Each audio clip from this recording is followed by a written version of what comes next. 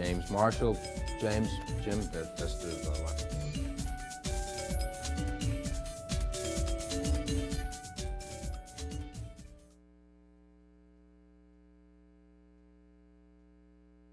Talking to James Marshall. Jim, that's the line.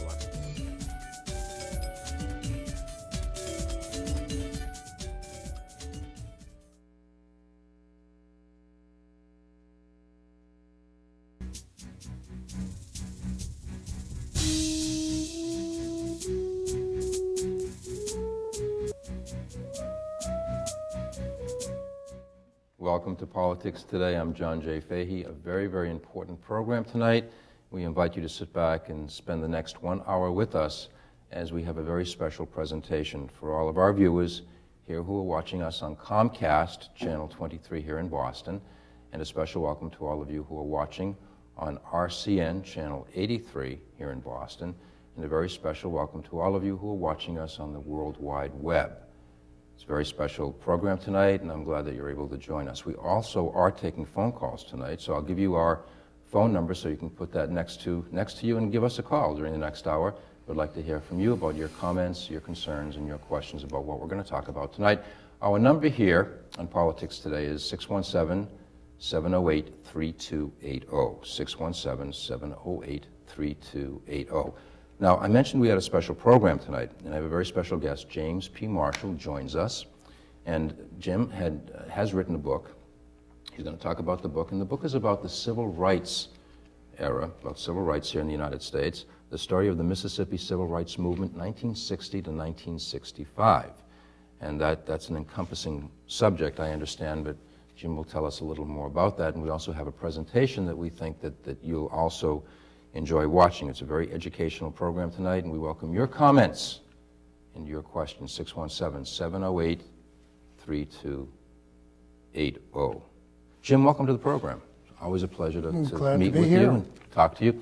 You know, we noticed that February in the United States we celebrate what's called Black History Month, and I'm a history teacher, and I like to tell people all the time that Black history, civil rights history, is part of American history, and we should be celebrating it, talking about it, discussing it, and educating our people about it all through the year. And you have written something it's interesting. In fact, it hasn't come out yet. It's going to be coming out in about next spring, a year from now, and it's called "The Protest Politics in the Closed Society: The Story of the Mississippi Civil Rights Movement, 1960 to 65." And you're going to talk a little about that, but you focused the book specifically on those years, 1960, 65. Is that the crux of the movement? I know the movement goes further back than that, of course, in the 50s. That Emmett Till is something that situation that sometimes we think that we start the movement with that, and it also goes later than that. But why 60 to 65? What is that particular era? These are years when the student civil rights movement was active in the South. Okay. Starting with the sit-ins in 1961, and in 1960, before that, there were other activities going on both in the North and in the South.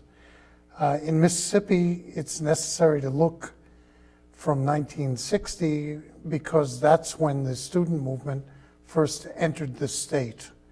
But in entering the state, they did it at the invitation of people who were essentially veterans of World War I and the Korean War, or World War II and the Korean War, and had registered to vote upon returning home.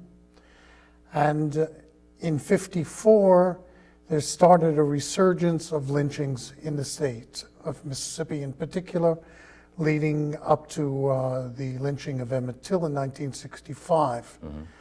And where voter registration had been at a level of about 50,000 by 1954, with the lynchings that took place, the voter registration dropped down to about 15,000. Because of fear, of course.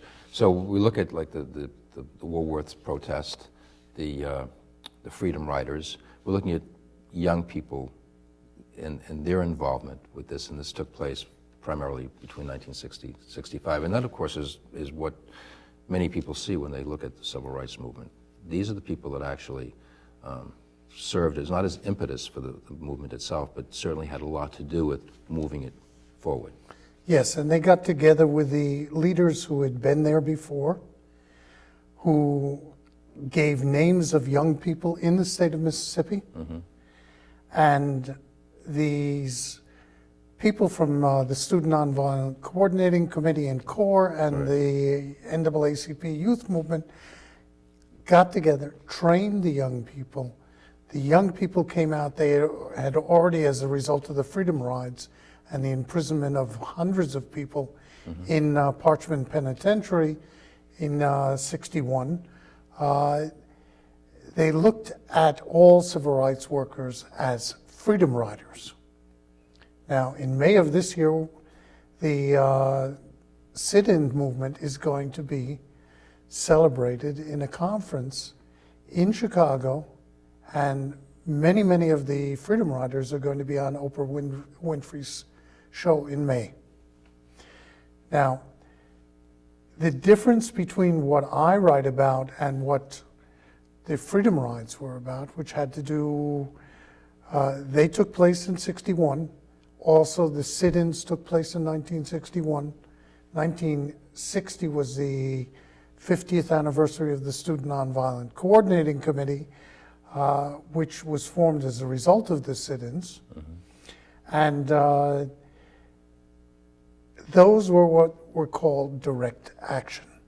The difference between what was going on in Mississippi and direct action of the Freedom Rides and the attempts at sit-ins was that in Mississippi, the violence against them was outrageous. In the Upper South, people were jailed, but they weren't killed, by and large.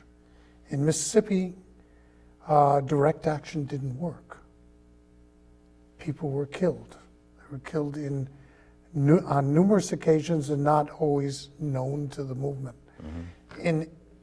Anyway, the student civil rights movement decided that they would go in, and they went into Mississippi and started to mobilize at the invitation of people in the Delta and in Southwest Mississippi, where the Klan was very active, and mobilize for voter registration, not for direct action, not for sit-ins, not for freedom riding, but for registering people to vote, trying to bring those numbers up again.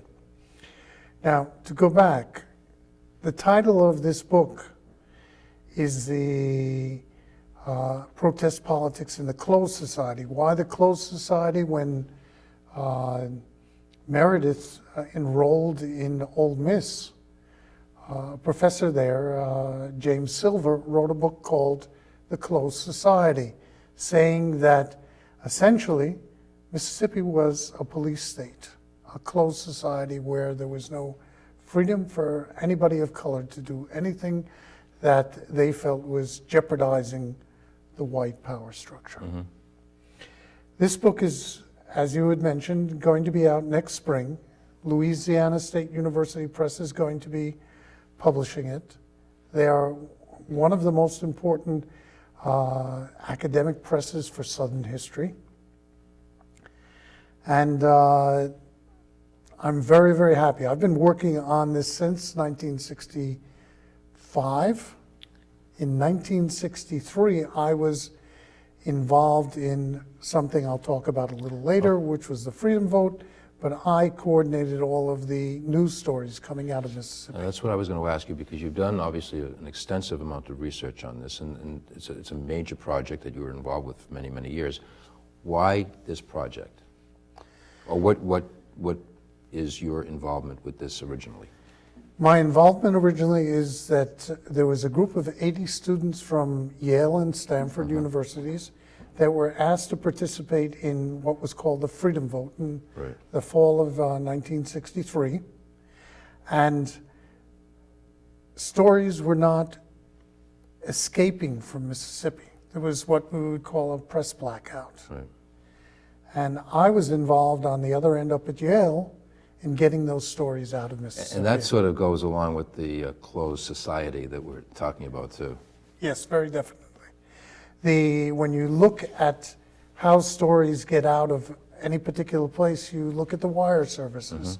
At that point, it was the Associated Press and UPI. UPI, United Press International. And who were the people who called those stories onto the wires? Local people, Mississippians. And they didn't want those stories to get out. But I got those stories from Mississippi, and I called them around the country to colleges, and I called them to the Hartford Courant, and the Hartford Courant found a way to inquire about those stories and then published the stories of what was going on. Now, why is this important? In the civil rights movement, the communication network was critical to saving lives. Without stories, nobody knew what was going on. With stories coming out, it was possible to get information to the wider American public, and this was developed over the years of 60 to 65 because this is the way white America, liberal America, learned about what was going on in the South.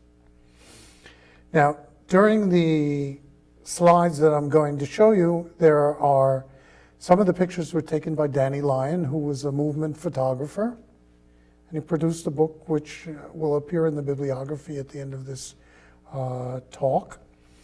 And the songs that you're going to hear are field recordings of the Freedom Singers, by and large, who were a group of singers who sang as part of the Student Nonviolent Coordinating Committee, and they went around the country raising money to finance the civil rights movement. Is they still together as singers? Yes, they still appear, and as a matter of fact, there was a night at the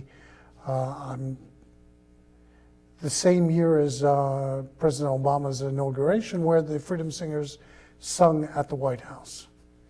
Let me get this rolling and you'll hear. Okay.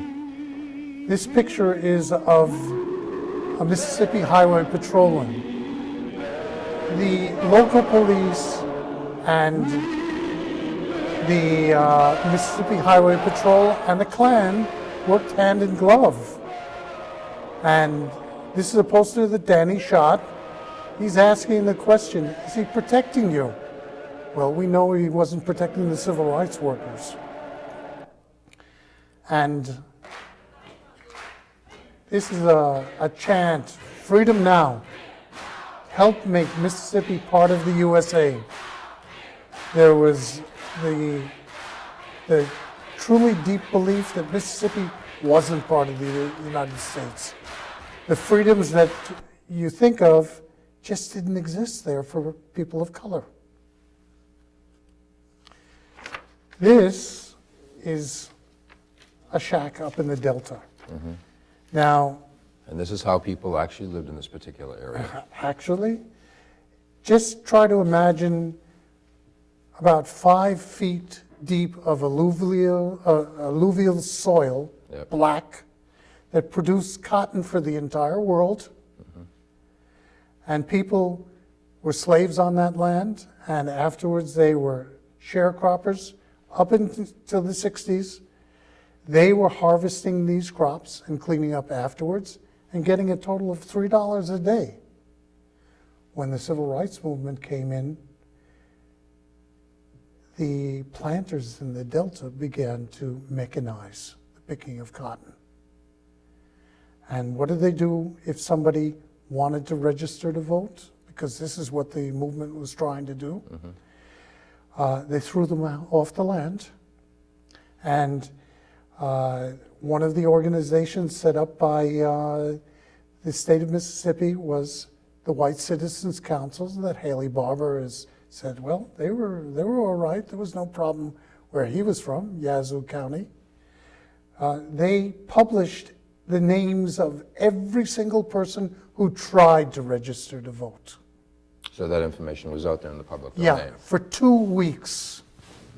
Now that meant their credit was destroyed, their mortgages were revoked, they were under threat from the Klan, and in many cases this happened. And these were the cabins. No plumbing, No indoor water. Very primitive. Very, very primitive. You could see the floor, you could see the ground from through the floor. You could see the sky through the roof. Plaster wasn't something that existed there. These cabins were papered with newspaper to keep the heat in. And this is the way they lived. Now, what did they live on? In '65, I went down to the Delta, and somebody from the National Sharecroppers organization took me through the Delta. I had no idea how to relate to the people. He asked the questions. And one of the things he found in questioning these people, he knew it, but I didn't, was he asked them what they were eating. Well, they were eating vegetables, no meat, because the plantation owners were saying, well, their animals destroyed the fields. So here you have people living off of vegetables, anything they could grow. And during the winter, they would get federal government surplus commodities, and that was the way they survived the winter. In 1963, this was stopped.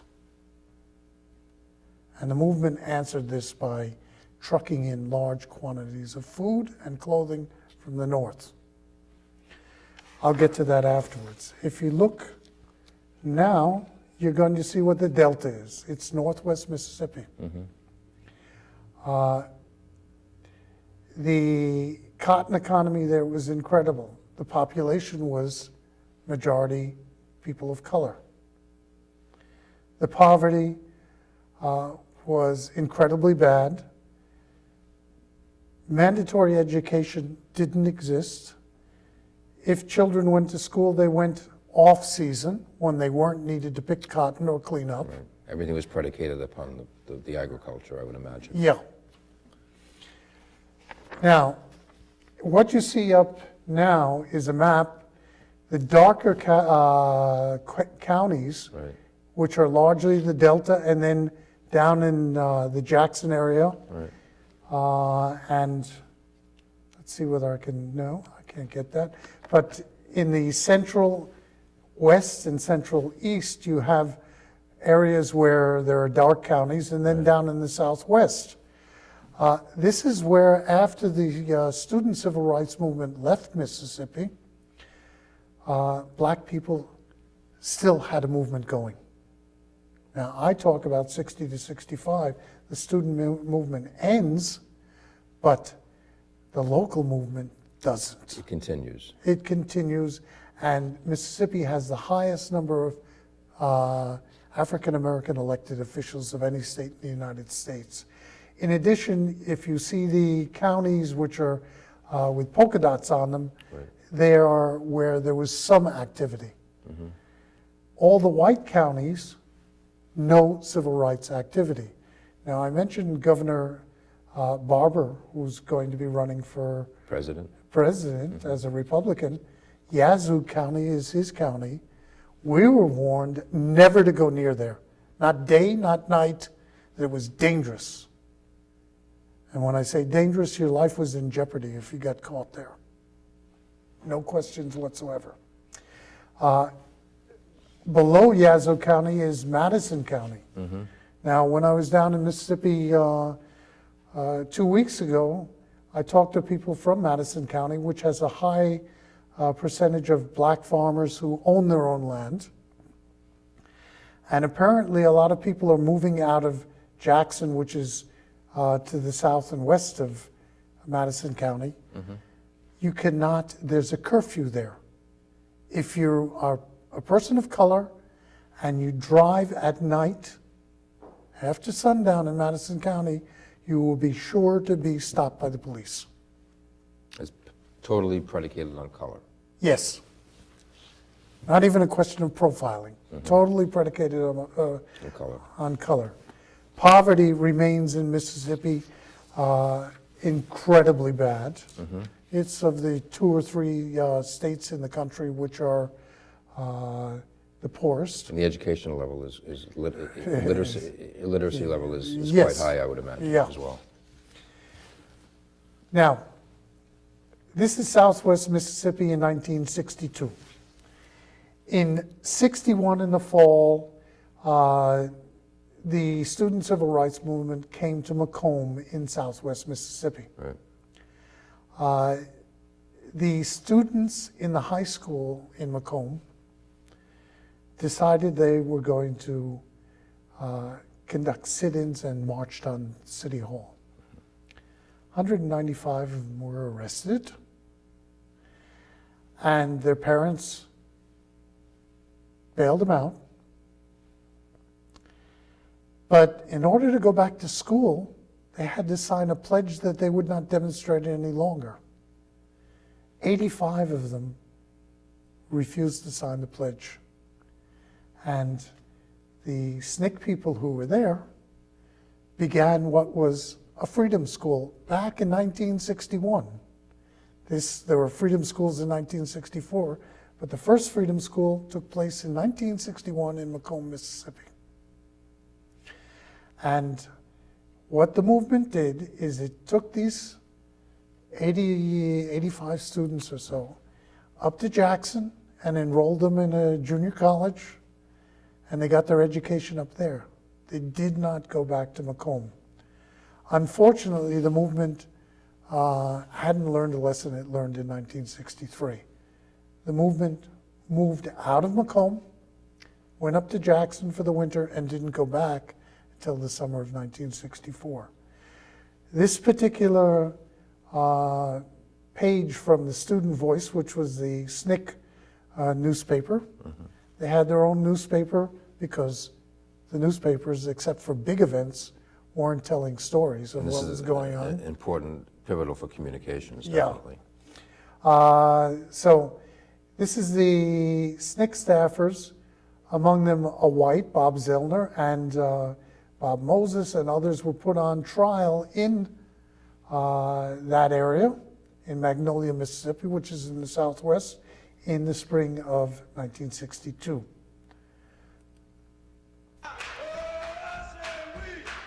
In April 1963, we have a pivotal year in the civil rights movement.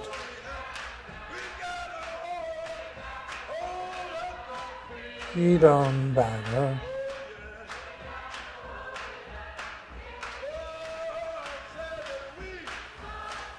Soldiers in the army. We have to hold up the banner and prepare to die. In the spring, April 1963, the civil rights movement had moved into Greenwood in the Delta, and the car you see down in the bottom of the sheet was fired upon by an unmarked Buick with a submachine gun, and Jimmy Travis had a bullet lodged behind his spine. There was great difficulty getting him into a hospital because hospitals didn't take people of color. Jimmy Travis just passed away last year. He was the president of the Mississippi Civil Rights Veterans Organization all these years. Right. But the difference in attitude changed in the civil rights movement. Bob Moses was in that car, who became the director of the Summer Project in 1964 and been a lead figure. And Randolph Blackwell, who was from the Voter Education Project run by Wiley Branton. The decision was made that SNCC and the civil rights movement would not leave Greenwood. They called in civil rights workers from all over the Deep South, and they stayed. And as I said previously, clothing and food was trucked in. Dick Gregory actually came down. A lot of, I believe Harry Belafonte was there as well, and a lot of other people who were national figures. Together with the fact that the movement moved in and stayed, it was no longer a question of ones and twos or fives and tens who went down to try to register to vote. Mm-hmm. And it wasn't just young people any longer. Now it's national prominence, too. Yeah. And the people of that area in the Delta Right. went down in the 10s and 20s and 30s and 40s in numbers. But 1963 was a very, very difficult year for a lot of people. The field secretary for the NAACP, Medgar Evers, was assassinated in June.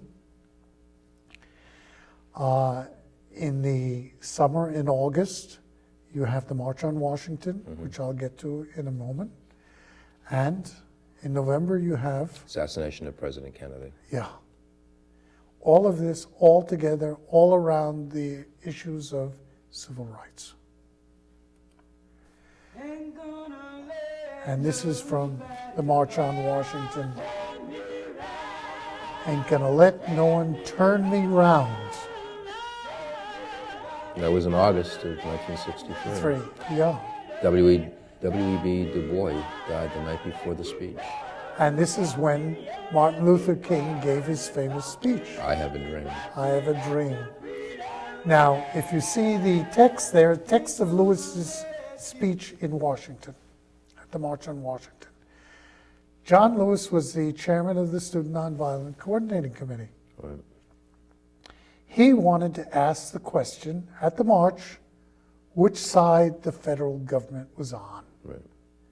On the side of the movement or not. He was prohibited from asking that question. Student Nonviolent Coordinating Committee was quite adamant about this afterwards. Now, we come to November, and this is before the assassination of John Kennedy. Because he was assassinated on November 22nd, so this is before that. And the Freedom Vote was before that. Right. This is when I got involved in what was going on. There were actually more than 70,000 votes cast. What happened in this freedom election was because people couldn't register to vote, they created an organization which was a parallel political party to run Aaron Henry, who was a druggist, and Reverend Ed King, who was a white chaplain in a college in Mississippi, still alive and still active. And they ran in the Freedom Vote. And these registrations that took place were the documents needed to show that Mississippi was blocking the vote. These were people who wanted to vote. Mm-hmm. Now, these were people who jeopardized their income and their lives, and they were registering in the freedom election. And when James Eastland, the senator from Mississippi and the chairman of the Senate Judiciary Committee, was asked whether people of color wanted to vote in Mississippi, he said, no, they're happy with the situation the way it is. Well, the freedom vote proved that he was otherwise. Yeah. Right. So, here we are in this January 1964 in Hattiesburg, Mississippi. 150 people tried to register to vote in one day. Why 150? Because older people now had said, we don't care anymore. They've said their say, and we're saying ours. It wasn't the young people anymore, it was the adults. The community came out. Now, what the civil rights movement had learned is bring in prominent white people, bring in the newspapers from the North, and make it difficult for Mississippi to reject these people. Did they get it? Very many people registered? No. But people are out there standing all day long. Here was a day when 150 tried to register to vote. The person in charge of registering, there was a whole history about him, Theron Lind. He refused all the way up to the Supreme Court to register black people who wanted to vote until the Supreme Court threatened to cite him for contempt. What was his justification? There was no justification. But I mean, what did he... The registrars just refused to register. And that was accepted very much. Yeah. And when I mentioned James Eastland, he being in the Senate Judiciary Committee, you need to understand that without his approval, Right. a federal judge could not be appointed anywhere in the United States. Well, his roommate was the federal district court judge in the Northern District of Mississippi. Now, the Northern District of Mississippi is where the Delta is.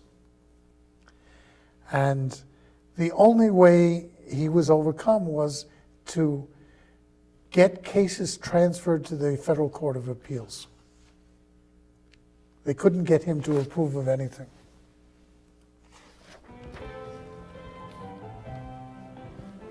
And this is from no, this isn't the Freedom Vote. This is from 1964. The result of all this organizing with freedom votes was the building of what was called the Mississippi Freedom Democratic Party. Mm-hmm. And people ran on this freedom ticket. And they chose 68 people from all over the state as delegates to go to the Democratic National Convention in 1964 in August. But before that happened, at the beginning of the summer project, there was a murder of the three young men, Andrew Goodman, Michael Schwerner, and James Chaney. And a film called Mississippi Burning explored that about 25 years ago. Yes, and it was inaccurate. There's a recent film produced called Neshoba, The Price of Freedom, which answers it and interviews young people of Mississippi, white and black, who are trying to reconcile. And it also interviews people of Philadelphia, Mississippi, where the lynchings took place, who said, why was the case reopened? It's all over with. Well, they haven't repented, but one of the people, Killen, was convicted of the murder, as was the assassin of Medgar Evers. Mm-hmm.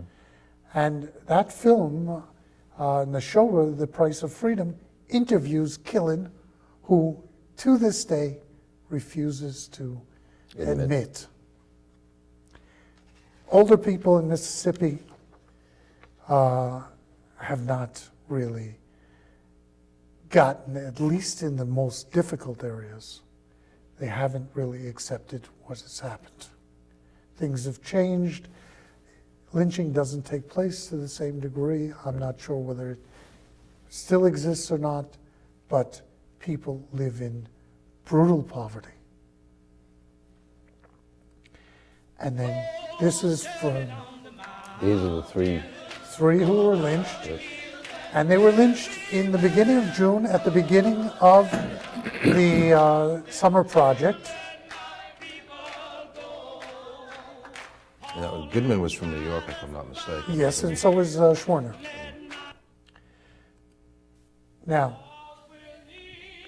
this is Mrs. Fannie Lou Hamer, who was a moving force within the movement, who had been on a plantation, and she decided to go down and register to vote one day, and her life was threatened, but she wasn't to be stopped.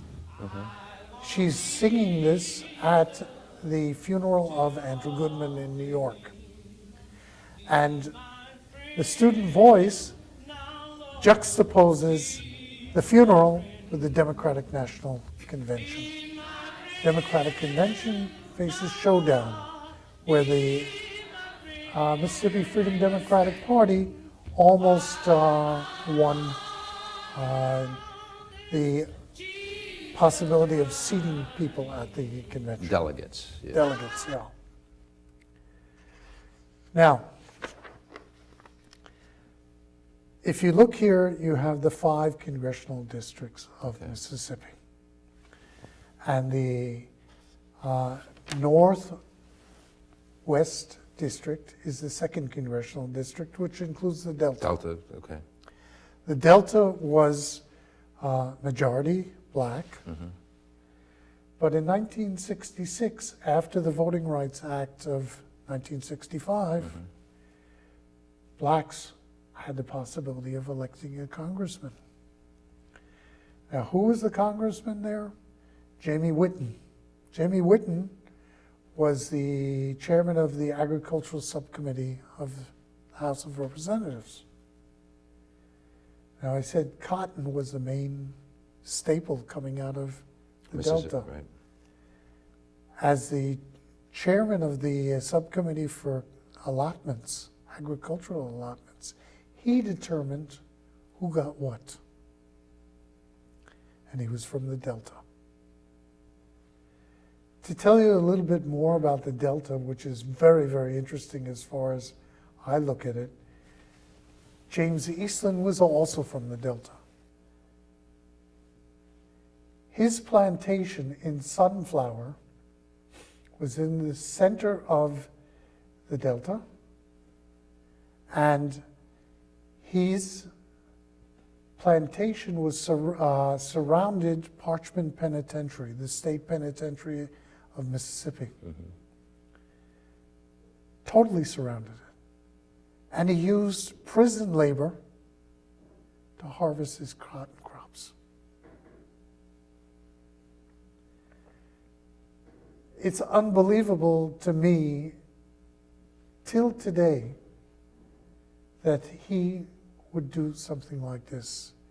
Parchman Penitentiary was the recipient of over 400 Freedom Riders. They were locked up there. And they were there for a number of months. And they were separated from all the prisoners there, and they were never given work details because they were afraid, possibly, that they would interact with the other African American prisoners. And recruit. And recruit. And one of the things that I recently had the pleasure of, one of the people I had the pleasure of meeting was one of the original Freedom Riders, Dr. Bernard Lafayette. And he tells the story of his time in Parchman Penitentiary. He mentioned that they started off with mattresses and blankets, Mm-hmm. but they refused to give in, and they sang freedom songs the whole time. And they were threatened with losing their blankets. So they gave up their blankets, and they gave up their mattresses, and they gave up any semblance of decency you would expect in a prison. Right. And at one point, they were threatened with losing their toothbrushes as well. And Dr. Lafayette told us that at that point, they learned to sing freedom songs through closed lips. A very committed group. Yeah. Not only that, but the Freedom Ride is a very, very dangerous situation, too. Very dangerous. Yeah. They took their lives in their hands more than once. Well, all of us did to some degree.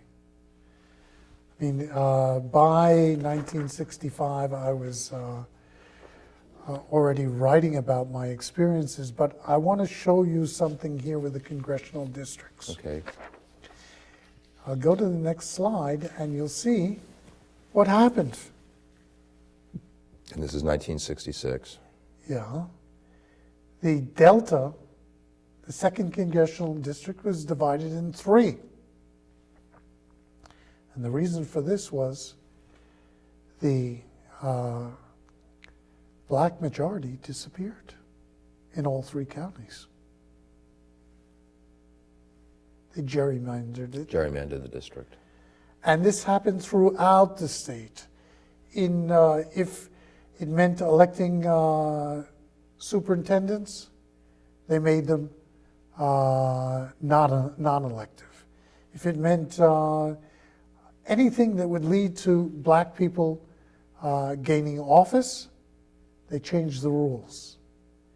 And Mississippi, the lawyers after 1965 went through a whole process of fighting the system to get things reconstituted so that black officials could be elected. And it did happen. But it took until 1981 to get the Delta Congressional District reconstituted, and until 1986 for an African American to be elected from the Delta. But in 1965, the Voting Rights Act supposedly Was passed. It was passed, but to no effect in Mississippi. In theory, it was good, but in practice, it didn't work. It didn't work. It has now. Up until today, there is a black elected official from the Delta. Mm-hmm. And as I said previously, the state of Mississippi has more black elected officials than any other state in the nation. Yeah. No calls at this point? We will, when we have, fascinating topic, and we only have 10 minutes left. So what we're going to do, and I'm glad that we're able to focus our attention on that presentation so that people at home could get an idea of what this book is about. And Jim, this is what the book is going to encompass, pretty much, right? Yeah. I'm going to examine all of these things. I'm not going into the post-1965 era. It's going to focus only on 1960 to 65. Yeah. 65, right? Because 1960 to 1965 is really the development of civil rights institutions which enabled local people to lead themselves. Now, Mrs. Ella Baker and other people who helped organize the Student Nonviolent Coordinating Committee believed that a movement should be a temporary phenomenon. In the sense that the Student Nonviolent Coordinating Committee would go in, establish cadres who would be able to fight for their own rights. And the goals would be met. The objective would be met. Yeah, but then they would become superfluous. Right. And in going back and showing that particular slide that I showed, if I go back to it, let me see whether I can get back to it. We'll look at this. We look at this and we see all these darkly shaded counties. Right. And the darkly shaded counties are where black people establish movements. It's not just young people, it's adults as well. And we see it heavy in the Delta. Yeah, we see it heavy in the Delta. And some of Southwest Mississippi, Amite County and Pike County, where I said the movement had left and only came back in 1964. Well, in Pike County, you have Macomb. And Macomb was known as a Klan location. And there were more bombings there than you can imagine. An incredible amount of bombings. And by 1965, it had stopped. The Klan, as a result of what happened in the summer of '64, was held in check. And the people of Macomb realized that it just wouldn't work any longer. So they went back to the courts. This is the way Mississippi fought it.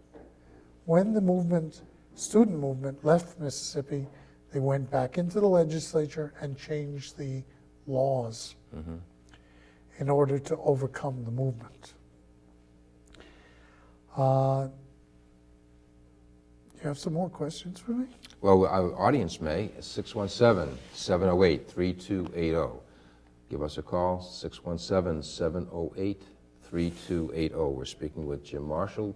And the name of the book for our home audience, in case you missed it on the screen, it's Protest Politics in the Closed Society, the story of the Mississippi Civil Rights Movement, 1960-1965 by James P. Marshall. It's under contract with Louisiana State University Press, and it will be published in the spring of 2012.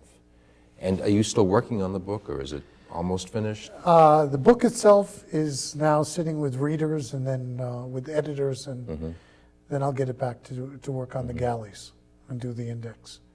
But a point I want to make here is that the student movement came in, did what they needed to do as a catalyst, and left. Not because they really needed to leave, but because the local movement was strong enough. And even today, there are people still very active. Because of them. Yeah. Because of them. When we think of the civil rights movement, we think of Dr. King, of course, and we think of the Southern Christian Leadership Conference, which he was part of for a while. We don't, of course, when we see the freedom riders, we see a lot of young people. We see the protest, the sit-ins, the protests, we see young people too. But I think this book, based on our presentation tonight, we realize what an important role these young people played in the whole overall aspect of the civil rights movement.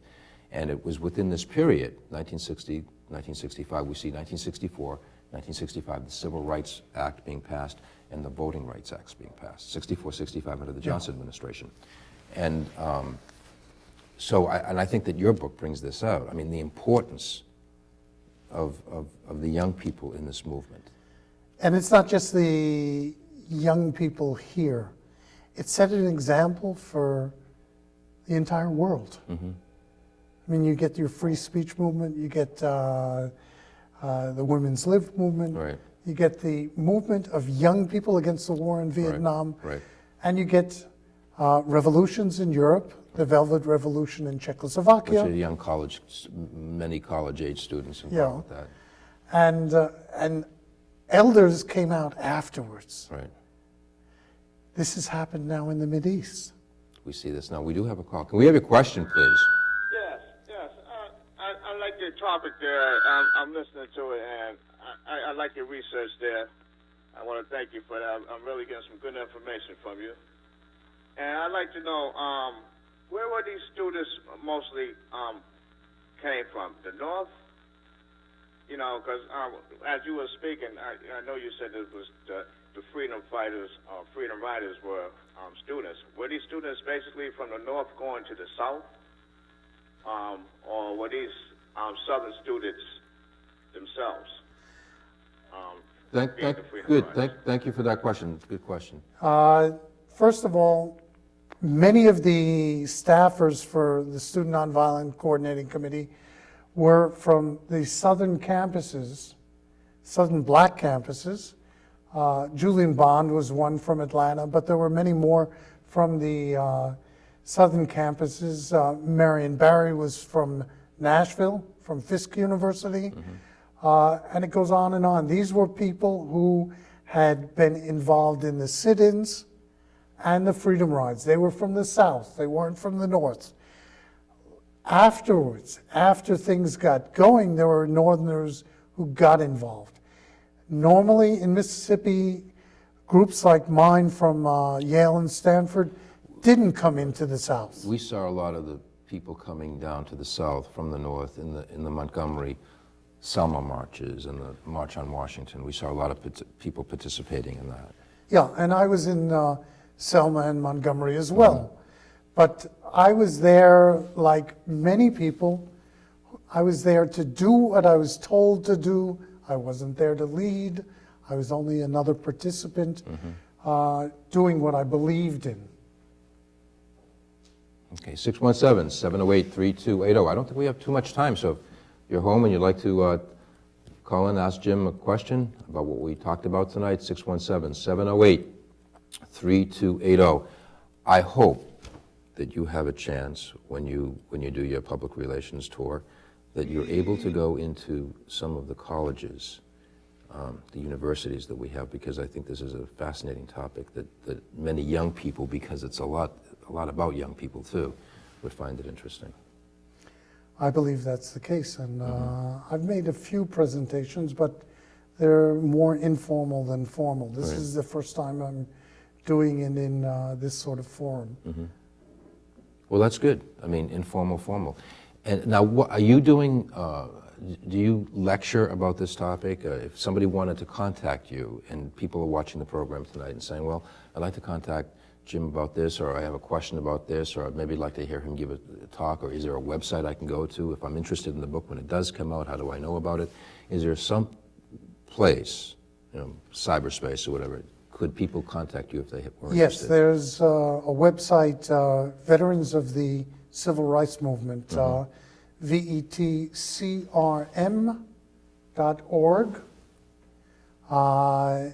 I'm listed there as a civil rights activist with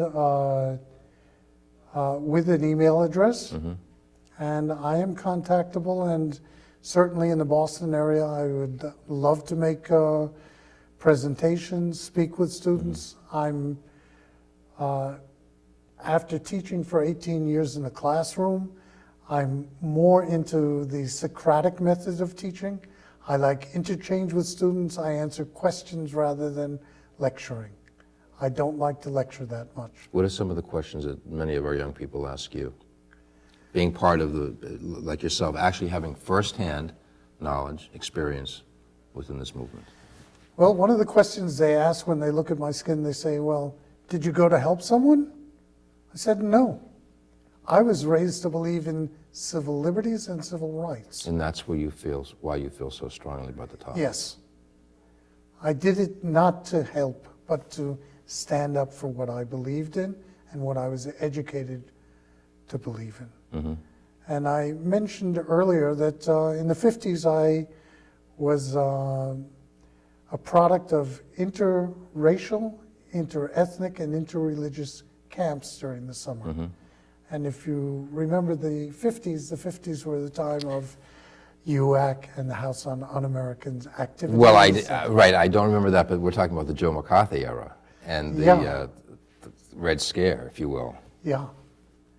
And my parents raised me to speak my mind and stand for what I believed in. And and it was a great program tonight, and you gave a topic that a lot of people probably don't know a whole lot about. Many people do know about, but those who are sitting home right now in our home audience are, I'm sure, very educated based on what you were talking about tonight, and I want to thank you so much for being on the program.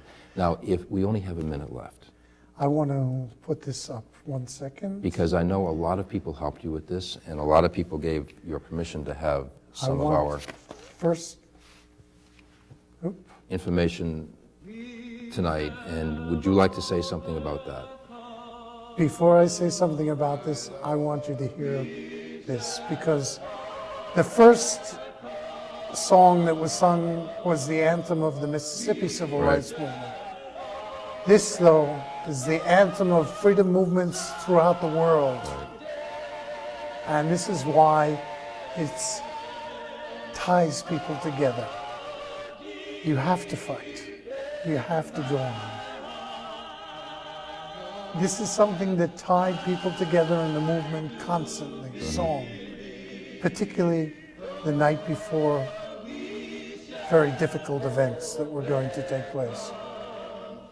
Now, this I want to show to you. I've leave it up on the screen. There are 2 slides here which give bibliographies. And Andrew's, his is where that map came from. Eric Berner's book about Robert Moses is terribly important. Dittmer's book, Local People, again, local people. That's what we're concerned with. Right. James Forman, The Making of Black Revolutionaries, and if you're really interested in SNCC and the idea of that, Wesley Hogan's book. Danny Lyon, his book, where 3 of the photographs are from. That's right, we mentioned that tonight. And fantastic pictures, worth looking at. Then, the best of the books about Mississippi, but only talking mainly about Greenwood. I've got The Light of Freedom. All right, Jim, thank you. In addition, one more. Sing for Freedom, the story of the civil rights movement through his songs, and freedom songs, voices of the civil rights movement, Black American freedom songs. We're talking to James Marshall. James, Jim, that's the